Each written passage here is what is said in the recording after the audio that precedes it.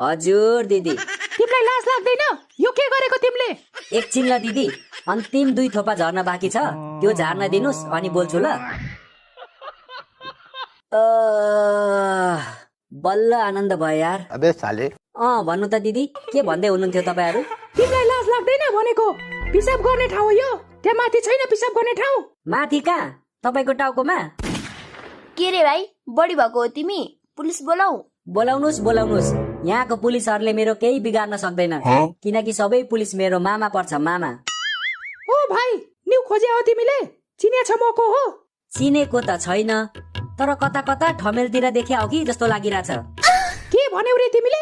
फेरि भन त। फेरि भन्नलाई म तपाईको नोकर हो? एकचोटी भन्दा सुन्नुहुन्न कि आँखा जस्तै कान पनि कमजोर छ। हेर भाइ, मलाई रिस नउठाऊ है। मलाई रिस उठ्यो भने नि तिम्रो मुत्ने पाइप काटेर फ्याल्दिन्छु नि फेरि। तपाईले काट्दा म चाहिँ हेरिबस्छु, म पनि च्यातिदिन्छु नि रगत निस्किने गरी। खत्तम।